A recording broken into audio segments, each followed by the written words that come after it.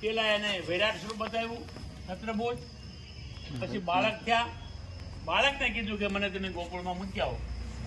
પછી ભગવાનને ગોકુળમાં મૂકી આવ્યા. નંદ બાપાની ત્યાં દીકરી જન્મી હતી, તેને લઈ આવ્યા. કંસે તેનો વધ કર્યો અને ભગવાન ત્યાં ગોકુળમાં મોટા થયા. 11 વર્ષ ને 52 દિવસ ભગવાન ગોકુળમાં રહ્યા. એમાં એને અનેક અગાસુર, બકાસુર, નરકાસુર, ધેનાક, કાળીનાગ, ગોવર્ધન, ગોપીઓના રાસલીલા, કુંવારિકાનો વસ્ત્રહરણ, બ્રાહ્મણો પત્નીનો અન્ન જમ્યા. જ્યાં ઓલા પંડા માગવા આવે છે ને આપણે, એ હજી આજની તારીખમાં ભગવાનને અન્ન નહોતું આપ્યું, એટલે પોતે હજી માગે અને બહેનોએ આપ્યું હતું, એટલે એને આશીર્વાદ ભગવાને આપ્યા. 5-4 વર્ષ પહેલાં થયા, તોય પણ હજી વાયુ ત્યાં કામ કરતી નથી ગોકુળ મથુરાની. અને એ બ્રાહ્મણો રાંધે બેનું ખાય. હજી તમે બ્રાહ્મણો માગવા આવે મથુરાને તો પૂછી લીધું શું છે. આવી ભગવાને અનેક લીલા કરી. પછી અનેક અવતારો. જ્યારે ભગવાન રામ ધનુષ ભંગ કર્યો ત્યારે કુમારી કન્યાઓ બધી એનો વરી, ત્યારે મનોમન વરી. ત્યારે ભગવાને કીધું અત્યારની કૃષ્ણ અવતારમાં વામન સ્વરૂપ ભગવાને જ્યારે બલીને બાંધવા માટે પાતાળમાં જ્યારે ધર્યું, ત્યારે પણ ભગવાન રૂપાલા હતા. કુમારી કન્યા વરી તેને કીધું કૃષ્ણ અવતારમાં. ભગવાન વનમાં ગયા, ભીલડીયું ભગવાનને મનોમન વરી ત્યારે કીધું કૃષ્ણ અવતારમાં. નરસક ભગવાન વખતે હિરણ્યકશ્યપનો વધ કર્યો ત્યારે ભગવાને જેને વરદાન આપ્યું એ બધાને કૃષ્ણ અવતારમાં કીધું. તો કૃષ્ણ અવતાર જ્યારે 5000 વર્ષ પહેલાં, પેલો સતયુગ, ત્રેતાયુગ, દ્વાર પરની સંધિમાં ભગવાન મથુરામાં પ્રગટ થયા. ન્યાય ગયા. 11 વર્ષ 52 દિવસ ત્યાં લીલા કરી. કંસને ખબર પડી, અક્રૂરજીને મોકલી, અક્રૂરજીનો ઉદ્ધાર કરી, નદીમાં સ્નાન કરી, મૂર્તિ દર્શન બતાવી. મથુરામાં ભગવાન આવ્યા. મથુરામાં ધનુષનો ભંગ કર્યો, કંસનો વધ કર્યો અને માત પિતાને જેલમાંથી છોડાવ્યા. જો ભગવાનના માત પિતા 11 વર્ષ જેલમાં રહ્યા, 21 વર્ષ, 8 બાળક જન્મ, તો એનો ઉદ્ધાર કરી, કંસનો વધ કરી અને ભગવાને મથુરામાં જરાસનને 17 વખત હરાવી. કાળ યવન આવ્યો. કાળ યવનને પાછળ જૂનાગઢમાં આવી મુસ્કિન ગુફામાં મુસ્કિન રાજાનો ઉદ્ધાર કરી અને ભગવાન પછી ત્યાંથી 18મી વખત જ્યારે જરાસન આવ્યો ત્યારે ભગવાને સોનાની દ્વારકે જે છીનન પડી હતી, કે જેનું આપણે જૂનું ખંડેર થઈ ગયું એવું, વિશ્વકર્મા ભગવાનને બોલાવી અને સર્જીવન કરી. જે મંદિર છે એનું જ છે. અને ત્યાંથી ભગવાન રાતોરાત યોગમાયાને બોલાવી, વિશ્વકર્માને ભગવાનને બોલાવી ભગવાન દ્વારકામાં આવ્યા. ભગવાન દ્વારકામાં આવી રૂક્ષમણીનું હરણ કર્યું. માધુપુરનો માંડવો આવશે, આપણે કચ્છ ગામ છે મવા, ત્યાંથી એને વળીથી એટલે એને લઈ ગયા. પછી ભગવાન જાંબુવંતી, કાળિંદ્રી, લક્ષ્મણા, મિત્રવિંદા, કુતવળે નામ ભૂલાઈ ગયા છે. 8 કન્યાઓને ભગવાન પરણ્યા. 16100 નરકાસુર નામનો રાક્ષસ ક્યાંથી કરી હતી કુંવારી કન્યાઓને ત્યાંથી છોડાવી અને મારી. ભગવાનને કુલ રાણી 16108 હતી. એકને 10 દીકરા હતા. 1,61,080 દીકરા ભગવાનને હતા. કુલ 56 કરોડ યાદવ, 3 કરોડ તો માસ્તરો હતા. આવું ભાગવતમાં બોલે છે, હું જ બોલતો. આવી સુખી શાંતિ સંપત્તિ હતી. અને ભગવાન દ્વારકામાં રહ્યા. ભગવાને 100 વર્ષ દ્વારકામાં રહ્યા. પછી ભગવાને મહાભારત યુદ્ધ વંશાવ્યું. 3 અશ્વમેઘ યજ્ઞ ધર્મરાજા આગળ કરાવ્યા, પાંડવો આગળ, અને લીલાઓ ભગવાને સમાપ્ત કરી. અને ભગવાનને જ્યારે સધામ જવાનો સમય આવ્યો ત્યારે ભગવાનને દ્રૌપદીને જ્યારે અશ્વમેઘ યજ્ઞમાં બબરુ વાહને અર્જુનનું માથું કાપ્યું. બબરુ વાહન અર્જુનનું પોતાનું, એના દીકરાએ હગાઈ. ત્યારે ભગવાને દ્રૌપદીને જગાડી અને કીધું કે હે દેવી, તારી હથેળી મને જોવા દે. હથેળી જોઈ કે અર્જુનનું માથું હતું. તબ બોલ્યા છે અવિનાશ રે એમાં, ત્યાંનું માથું તમે લીધું છે કેમ? સતી બોલ્યા છે એમ, મારો ખપ્પર અધૂરું છે. જો નહીં, મારો ખપ્પર અધૂરું છે. એટલે મેં માથું કાઢ્યું. ત્યારે ભગવાને શું કીધું, જોજો આ બધું ભક્તોને કેવી રક્ષણ કરે છે કે એક 5 પાંડવ તજી રેજો ને યાબુ સપના ક્રોડ યાદવ. હે સતી, આ 5 પાંડવને તમે છોડી દો તો હું 56 કરોડ યાદવ તમને ભક્ષ્યમાં આપું.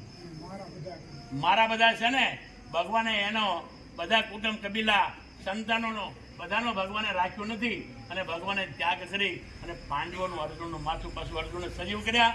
અશ્વમેઘ યજ્ઞ પૂરો છો. ઘણી લીલા ભગવાને કરી, પાંડવોએ કરી. પછી ભગવાનને જો કપટ કેવું છે, પછી એક દિને સમયે ભગવાન બ્રાહ્મણનો દીકરો ભૂમાપુરુષના ધામમાં લેવા જાય, 10મો દીકરો. પછી ત્યારે શ્યામ નામનો જે ભગવાન જાંબુવંતીનો દીકરો હતો તેને બાઈનો વેશ પહેરાવ્યો, લાજ કાઢી. દુર્વાસા સંતો ત્યાં પધારેલા તેની આગળ લઈ ગયા અને કીધું કે આ ગર્ભવંતી કન્યા છે, અને દીકરો જન્મ છે કે દીકરી. ત્યારે દુર્વાસાએ આંખ બંધ કરીને ત્રિકાળજ્ઞાની હતા જોયું, જેમ આપણે બદ્રિકા આશ્રમમાં દુર્વાસાએ શ્રાપ આપ્યો, પછી સ્વામિનારાયણ ભગવાન પ્રગટ થયા કે જાઓ, તમે ધરતી પર મારું અપમાન કર્યું, મને મારું ધ્યાન નથી, એટલે જાઓ. અને એ બદ્રીનાથથી ભગવાન સ્વામિનારાયણ પણ દુર્વાસાથી આવ્યા. અહીંયા ભગવાન દુર્વાસાથી યાદવકુળનો વિનાશ થયો, ત્યાંથી ભગવાન સ્વામિનારાયણ પ્રગટ થયા. તો એ કીધું કે સમાધિમાં જોયું હોય ને કે આ કપટ કર્યું મારી આગળ, તો સાધુ સંતો આગળ કપટ કરવાનો દિશા થાય. આમાંથી જે જન્મ છે યાદવકુળનો વિનાશ થાય. યદુકુળનો વિનાશ કીધું, હાહાકાર મચો દ્વારકામાં, અને એમાંથી જ આ ખોલ્યું કે આપણું મુસળ નીકળ્યું. અને એ યાદવોને પૂછ્યું કે આનું શું કરવું? દરિયામાં ઘસી નાખ. દરિયામાં ઘસી નાખી અને એ સોળ ગયો દરિયામાં. આટલી બણસ વધી દરિયામાં ફેંકી દીધી. માછલી ગળી ગઈ અને માછલીના પેટમાંથી પારાદીએ કાઢી અને બણસ નીકળી, એને બાણના અણીએ ચડી. જોજો આ કેવું બને છે. પારાદી તો વાલી, આગલા જન્મનો વાલી એ કહું, પણ એનો આવે ત્યારે કહું ને. પછી એ 16 તણાતો દ્વારકાનો દરિયો અને સોમનાથનો દરિયો બધું એક જ છે. આપણે અહીંથી ભાવનગર લગન જાઓ તો ફરતો આપણે ખાલી ડેટમાં છે ગુજરાત, તો દરિયો બધો એક 16 તણાતો અહીંયા સોમનાથમાં આવ્યો, અને સોમનાથમાં એની પાણી વગી કીટકી જેવી એક અડે એટલે ઉપડી જાય એવી. અને એ પછી ભગવાન આવ્યા. ત્યારે હાહાકાર બધાના મોઢા પડી ગયેલા. ત્યારે કીધું કે ભાઈ આ કેમ છે આપ? ત્યારે કે આવી રીતે જોઉં કે હે યાદવો, તમે સંતોનું જે અપમાન કર્યું એ બહુ મોટી ભૂલ કરી છે, પણ હાલો હવે આપણે સોમનાથમાં જઈએ. સોમનાથમાં આવી 56 કરોડ યાદવો સોમનાથમાં આવ્યા, અને એ ત્રિવેણીમાં જે આપણે સ્નાન કાલ નથી કર્યા એ ત્રિવેણીમાં ભગવાને સ્નાન કર્યું. 56 કરોડ યાદવોએ સ્નાન કરી સુંદર મજાનો પ્રસાદ બનાવી ભોળાનાથને ધરી બધાય જમ્યા, બધા યાદવો જમ્યા. અને એ વખતે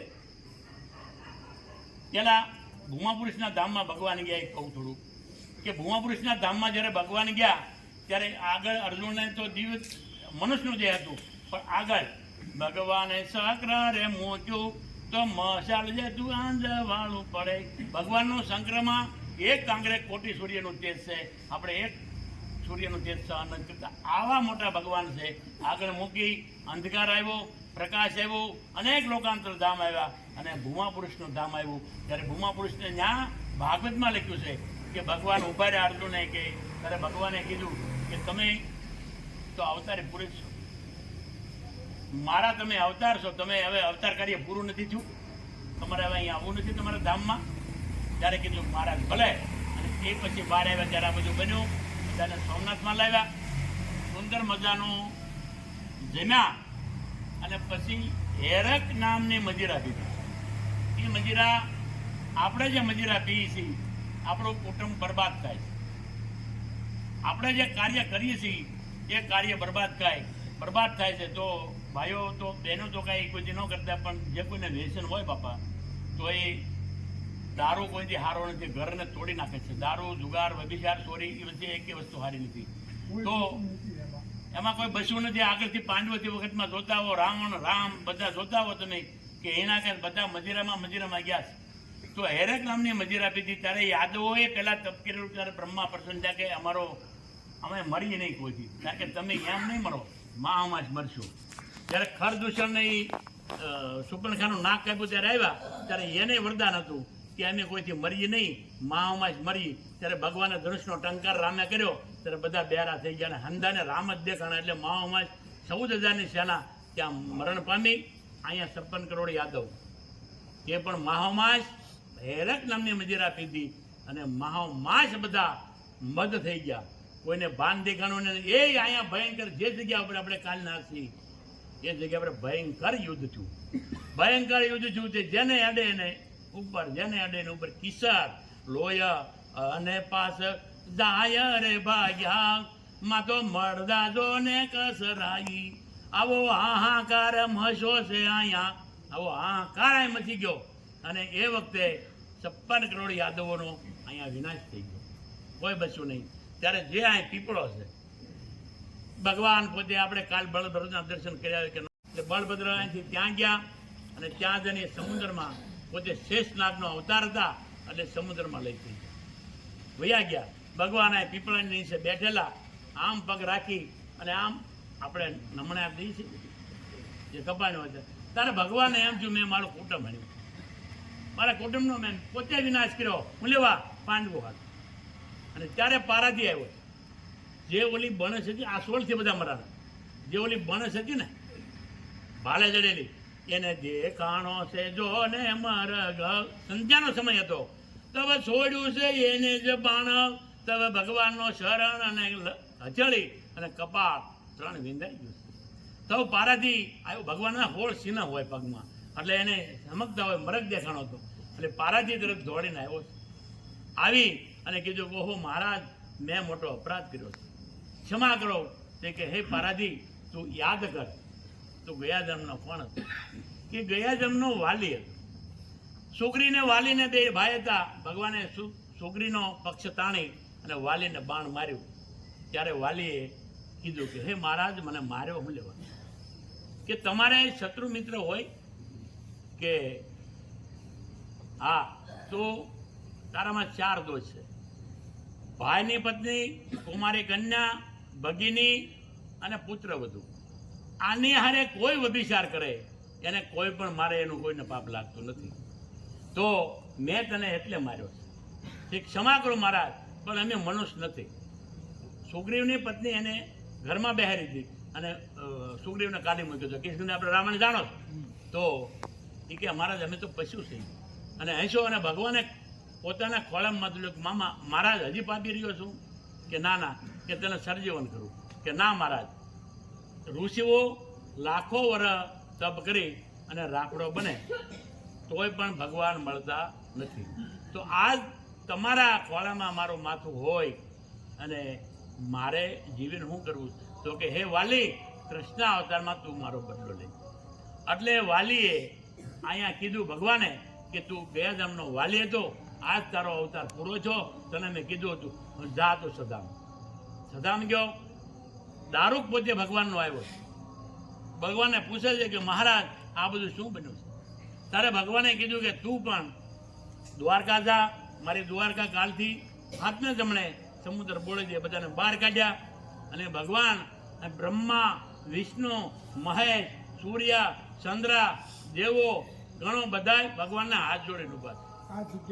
અહીંયા જો અહીંયા છે અહીંયા બેઠા ન્યા.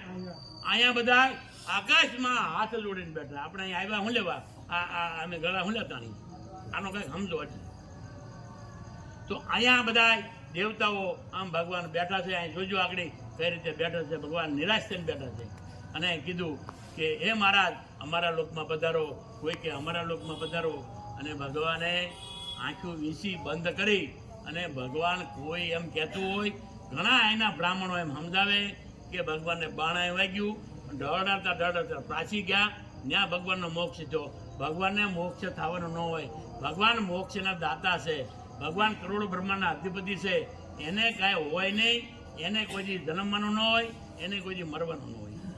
તો એ કોઈનું આજ્ઞા ભગવાન આંખી બંધ કરી. આપણે અહીંયા કોઈ મોટો માણસ આવે તો અમારે કઈ પધરામણી કરો, અમારા ગામમાં આપણે કહીએ ને એમ બધા આ બ્રહ્માંડોના દેવતાઓ અહીંયા આવ્યા હતા. અને બધાએ પ્રાર્થના કરી કે ભગવાન અમારા લોકમાં પધારો. ભગવાનના અસ્ત્ર, શસ્ત્ર, રથ, કીર્તિ બધું ભગવાનનું જતું રહ્યું પહેલાં. અને પછી ભગવાન પોતે આંખ બંધ કરી અને કોઈ ન જોવે અહીંથી હાલો મિત્રો, તો અમે ભાલકા જઈ પૂગી ગયા છે, તમને દર્શન કરાવીએ.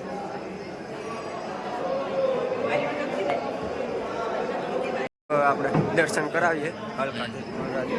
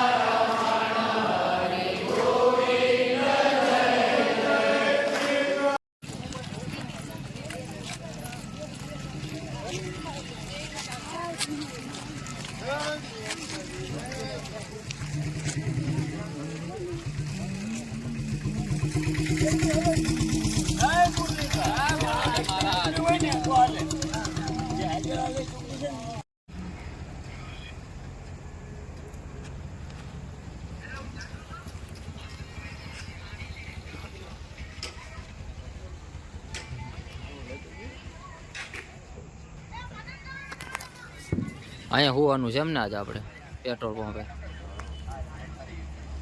કાંઈ ઘટે નહીં હો. પણ હવે હુઈ જાય નિરાતના, પછી સવારે હાલતા થાય 3 વાગ્યામાં.